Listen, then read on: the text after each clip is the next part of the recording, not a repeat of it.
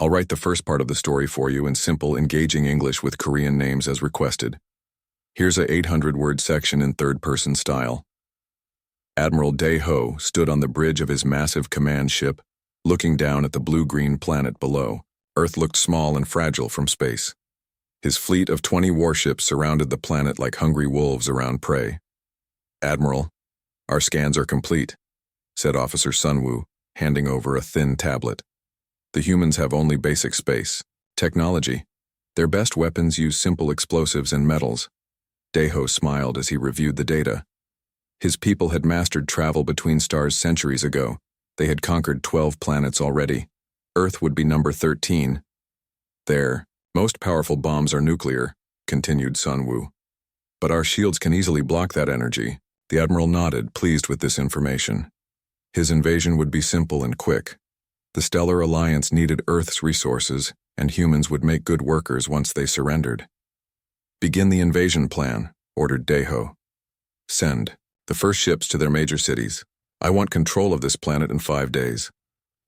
Down in the science section of the ship, Junior Officer Hana studied human history files with growing concern. Unlike most species they had encountered, humans had an unusual past.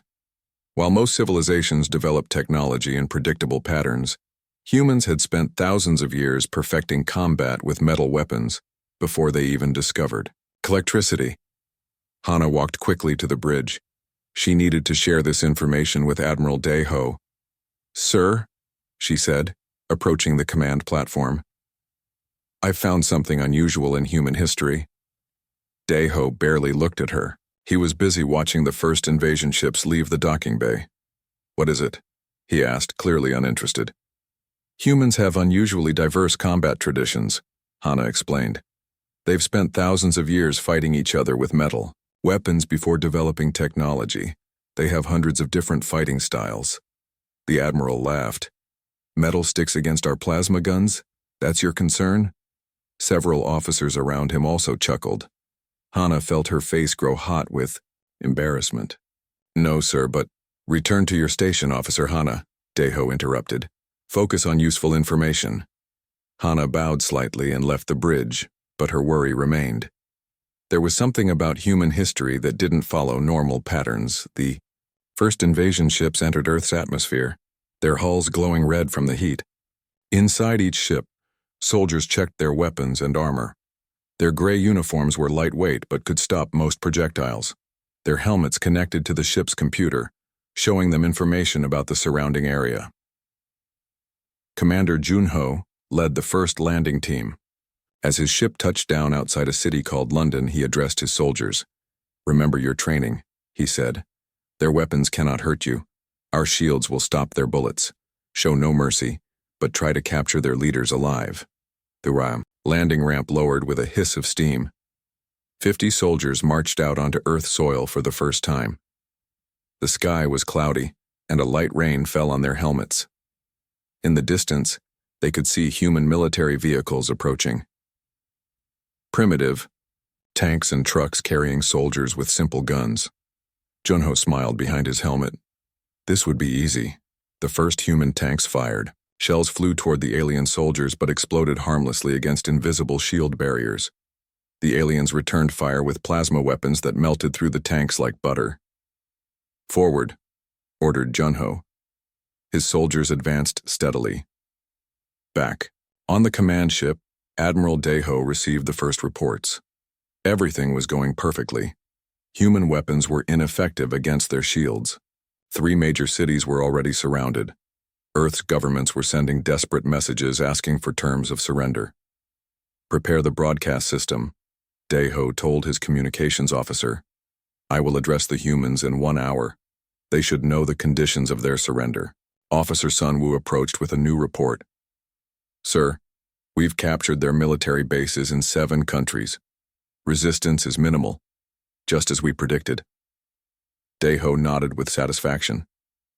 "And casualties?" "None, sir. Their weapons cannot penetrate. Our shields." The Admiral allowed himself a rare smile. This would be the easiest conquest in his long career. The Stellar Alliance would reward him greatly for such a valuable planet with so little loss of life. "Sir," interrupted Officer Sunwoo. We're receiving strange reports from Team 5 in a place called Tokyo. The humans there are changing tactics. How so? Asked Daeho, barely concerned. They've abandoned their guns. They're attacking with metal blades instead. The Admiral laughed. Even more primitive. Record it for our victory archives. The High Council will find it amusing. Little did he know that this small detail would soon change everything. The first invasion ships had landed on Earth, and Commander Junho was pleased with their progress.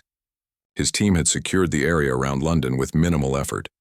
Human military forces retreated in disorder, after discovering their weapons had no effect against the aliens' shields. Report to Admiral Daeho, Junho ordered his communications. Officer. Tell him London sector is secure. We've captured their military base and government buildings. Similar reports came in from around the world. New York, Beijing, Moscow, city after city fell under alien control. Their superior technology made resistance almost pointless. Human bullets bounced off invisible shields. Tanks were reduced to molten metal by plasma weapons. In his command ship orbiting Earth, Admiral Daeho watched the invasion unfold exactly as planned. The tactical display showed green lights indicating successful landings in all major population centers. Prepare the terms of surrender, he told Officer Sunwoo. We'll broadcast them globally once we control their communication networks. Officer, Hana entered the bridge again, looking worried. She had continued studying human history despite the Admiral's dismissal earlier. Sir, may I speak with you privately? She asked. Daeho sighed, but followed her to a quiet corner of the bridge. He was in a good mood from the easy victory.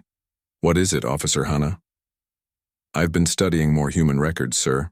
They have something unusual that we've never seen in other species. And what is that? Asked Daeho, trying to hide his impatience. They maintained their ancient combat traditions even as they developed technology. Most species abandon primitive fighting methods when they discover new technology, but humans kept practicing with metal weapons for sport, tradition, and art.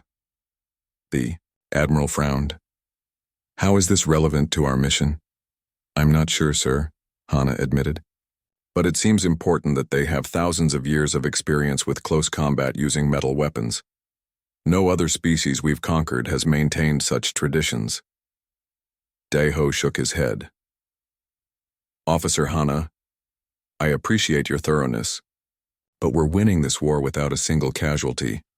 Their primitive traditions are clearly not helping them. Just then Officer Sunwoo approached with a concerned expression. Sir, we have strange reports from the Tokyo sector. Commander Kyung reports that humans are changing tactics. What do you mean? Asked Daeho. They've stopped using guns and have switched to metal weapons, swords specifically, a type they call katana. It's strange behavior. Officer Hana's eyes widened, but Admiral Daeho laughed. They've given up modern weapons for ancient ones? This will be even easier than we thought. There's more, sir, continued Sunwoo. Similar reports are coming from Seoul and Kyoto, humans abandoning firearms for bladed weapons. Show me the footage, ordered Daeho. The main screen displayed images from Tokyo. A group of humans in dark clothing moved toward alien soldiers. They carried long, curved metal blades. The aliens fired their plasma weapons, but the humans moved with surprising speed, dodging the energy blasts.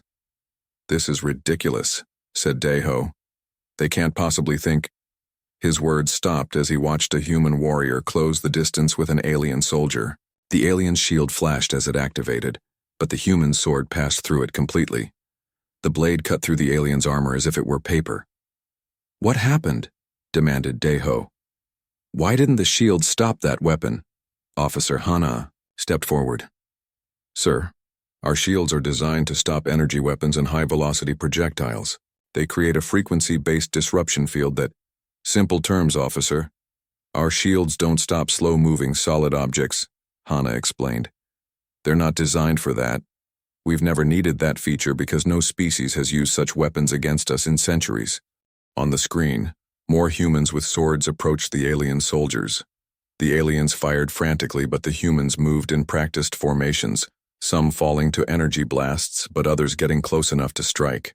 This is just one small group, said Daeho, but his confidence was shaken.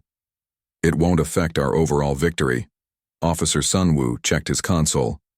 Sir, we're getting similar reports from 17 landing zones now. Humans with various bladed weapons are attacking our forces, and we're taking casualties. Admiral Daeho stared at the screen in disbelief. After conquering 12 planets without losing a single soldier, his perfect record was being broken by humans with metal swords. Change of plans, he said finally. Tell all commanders to maintain distance from human fighters.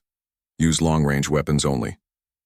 But as reports continued to come in, Daeho realized this might not be the quick, easy victory he had promised the High Council.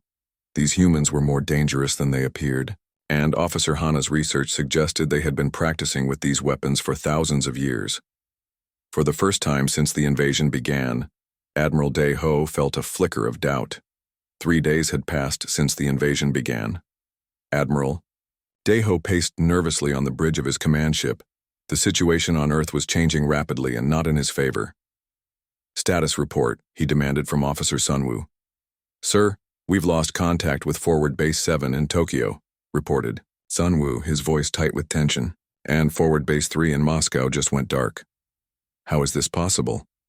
Daeho slammed his fist on the control panel. We have superior technology in every way. Officer Hana approached cautiously.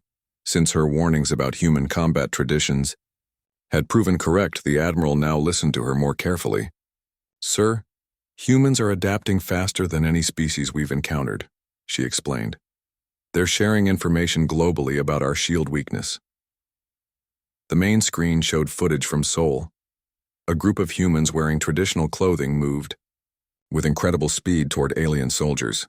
The aliens fired their weapons, but the humans dodged with practiced movements. When they got close, their metal blades cut through alien armor as if it were made of paper.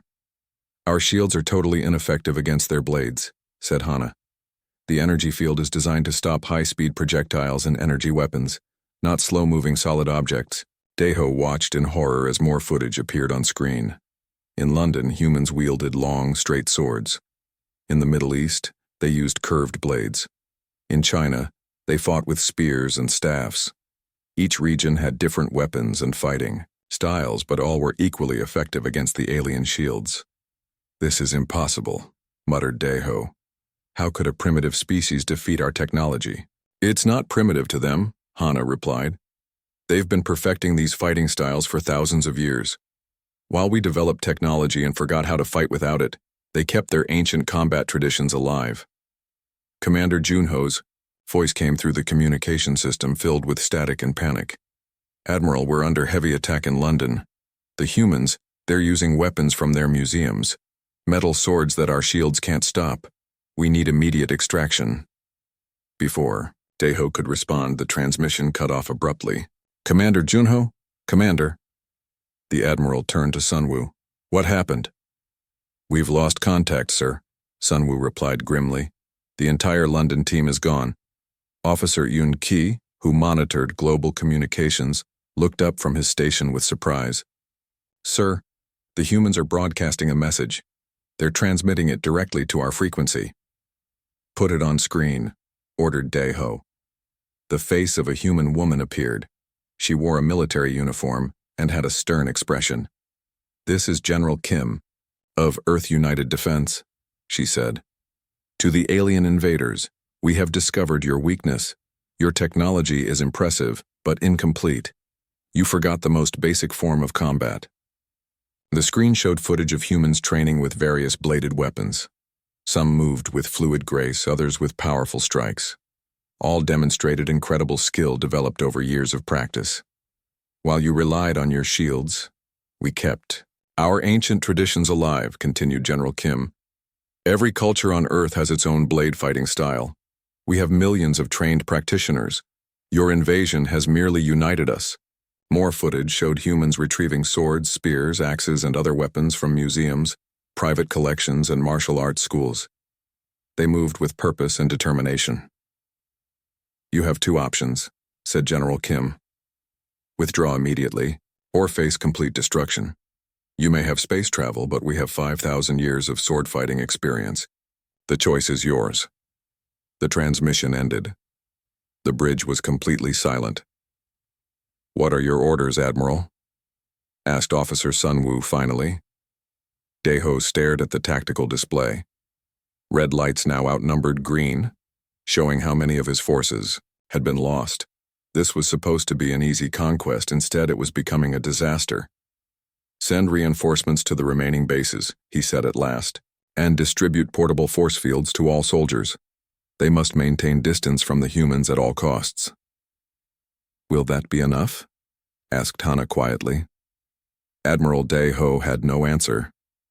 For the first time in his military career, he faced an enemy that had found a fundamental flaw in their technology.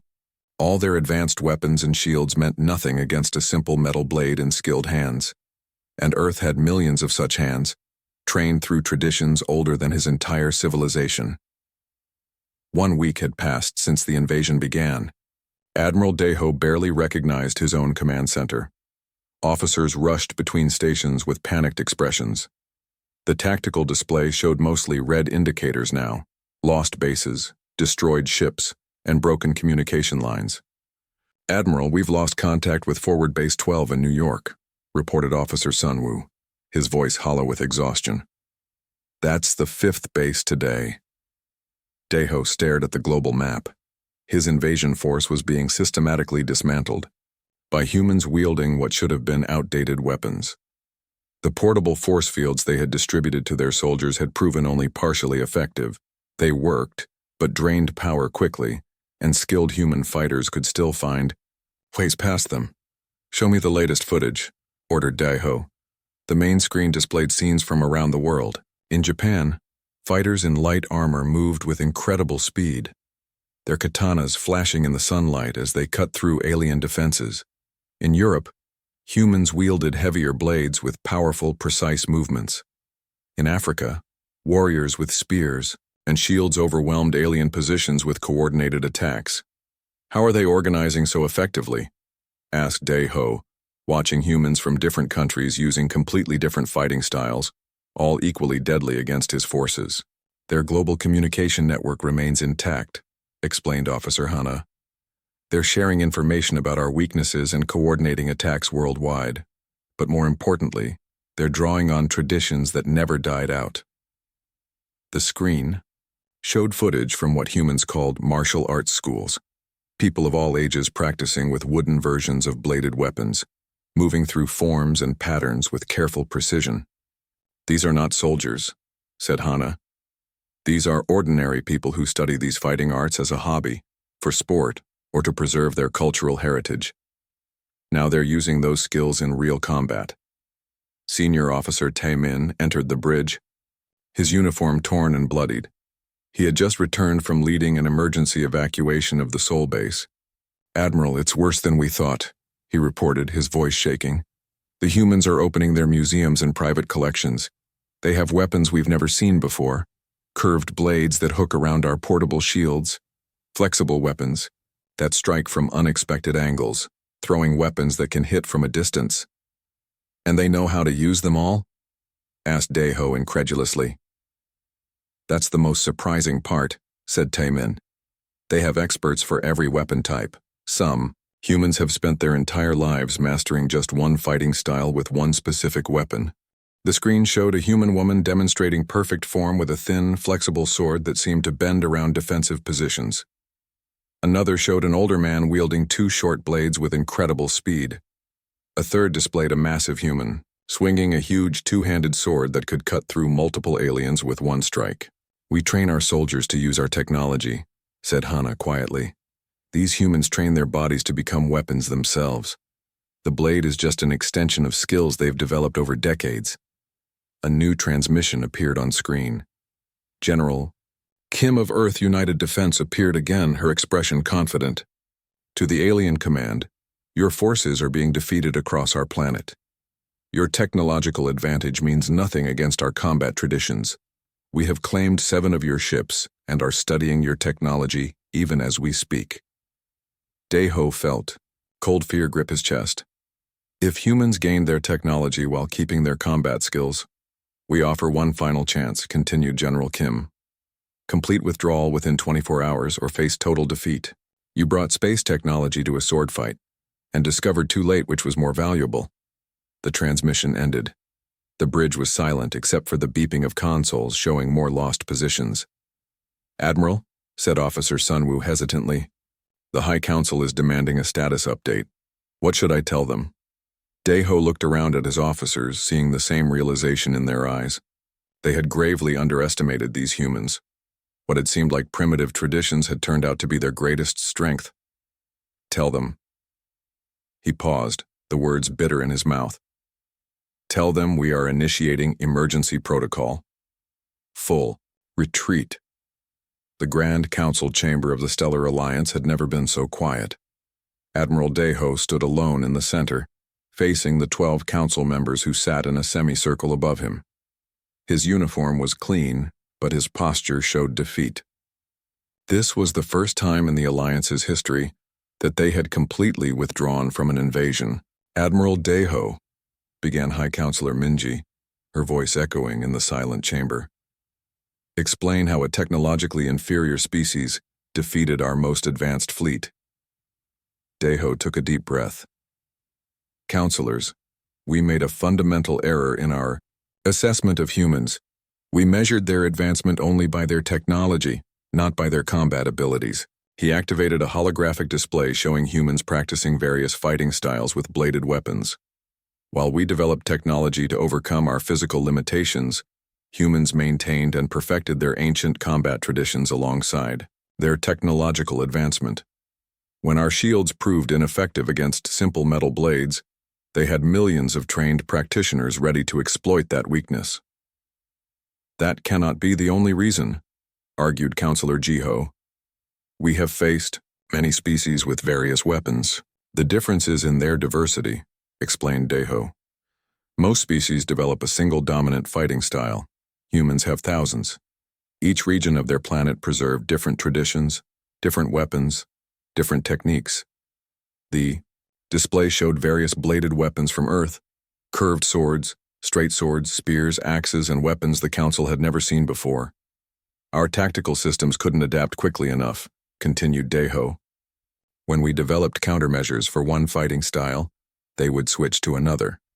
And they shared information globally, adapting faster than we could respond." Counselor Minji leaned forward. "What lessons should we take from this defeat?" "Admiral?" Daeho had thought carefully about this question during the long journey home. "First, we must recognize that technological advancement is not the only measure of a species' capability. Cultural preservation can be a strength, not a weakness." He showed footage of human children learning sword techniques in what they called martial arts schools. Second, we must address the flaws in our defensive systems. Our shields failed against the simplest weapons because we assumed no advanced species would use them. The council members murmured among themselves, processing this humbling information. Science Director Sung Ho, who had remained silent until now, spoke up. "I have reviewed Officer Hana's research on human history. Their combat diversity stems from their unusually fractured development. While most species unify early and develop one dominant culture, humans maintained separate civilizations for thousands of years, each with their own martial traditions. And now they have our technology as well," added Counselor Jiho grimly. "They captured 7 of our ships intact. The implications hung heavy in the air. A species with both advanced technology and mastery of physical combat would be a formidable force in the galaxy." "What do you propose we do about Earth now?" asked High Counselor Minji. Admiral Daeho straightened his posture. Despite his failure, he still believed in doing what was right for the Alliance. "I propose we open diplomatic relations with humans. Offer peace and cultural exchange. They defeated us fairly and have shown remarkable adaptability. They could become valuable allies rather than enemies." The council chamber filled with shocked whispers. The Stellar Alliance had never offered equal status to a species they had attempted to conquer. "You suggest treating them as equals?" asked Counselor Jiho incredulously. "I do," replied Daeho firmly. "Their technology may be behind ours, but their combat abilities and cultural preservation strategies are superior. We have much to learn from each other." After hours of debate, the council made their decision. They would send a diplomatic mission to Earth, offering peace and exchange of knowledge. For the first time in their history, the Stellar Alliance would approach another species as equals rather than conquerors. As Admiral Dayho left the council chamber, Officer Hana was waiting. "They approved your recommendation," she said, having heard the news. Dayho nodded. "The humans taught us an important lesson. Technology without tradition is vulnerable. We became so dependent on our shields that we forgot the value of physical skill. I've been assigned to the diplomatic mission," said Hana. "I'll be studying human combat traditions directly." "Learn well," advised Dayho. "I believe this is the beginning of a new understanding between our peoples, and perhaps a new direction for the Alliance itself." As they walked together, Dayho reflected on the irony.